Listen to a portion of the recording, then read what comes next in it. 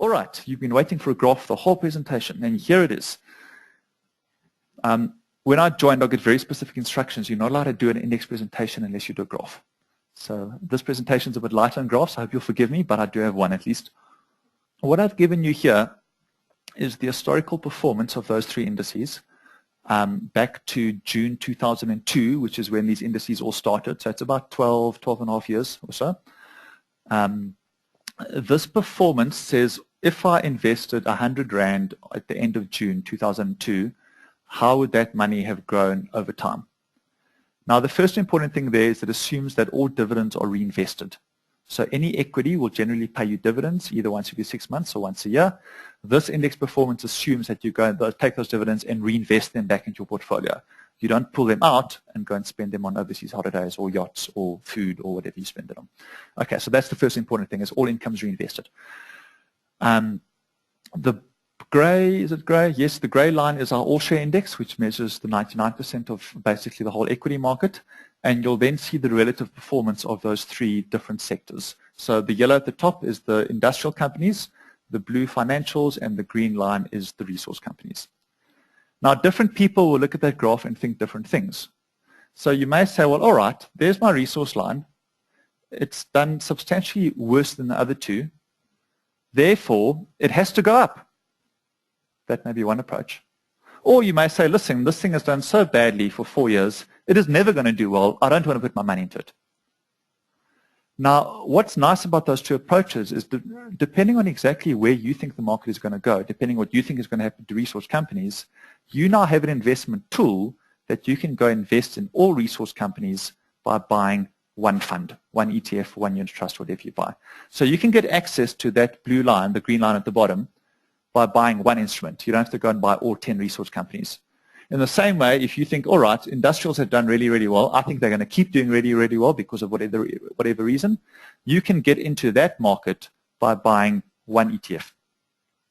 So that's where the benefit is of saying, all right, I can now start making calls on different sectors of the economy, and I've diversified away that specific risk of depending on one egg. I've got rid of that because now I have 15 or 25 eggs in my basket. But I can still get the same diversification, but only buying one instrument. All right. So that's where the index really comes into play. For interest, for those of you that like these kinds of things, and it won't be everybody, here are sort of some of the standard metrics. So if we look at the ALSI, the RESI, the India, and the FINI, the annual return on those indices over the last 12 years, the all-share index has returned around about 17% return per year. That's with dividends reinvested, which is obviously far better than you're going to get in your money market fund. The industrials, the yellow line, got 22% annual return over 12 years sustained, and the RESI line, the bottom one, got 10% a year, still far better than cash, better than inflation. So even though that green line at the bottom may look bad relative to the rest, if you think it's going to go up, or even if it doesn't, it's still beaten inflation, it's still beaten a lot of other things over that period. All right, one question obviously is how much can you lose? So you would probably know that equities are not a one-day game, generally speaking. If you're investing for the long term, you're generally going to follow some sort of buy and hold strategy, at least if you're in ETFs. So how much could you have lost? And what this thing measures, the maximum drawdown, is the worst case scenario.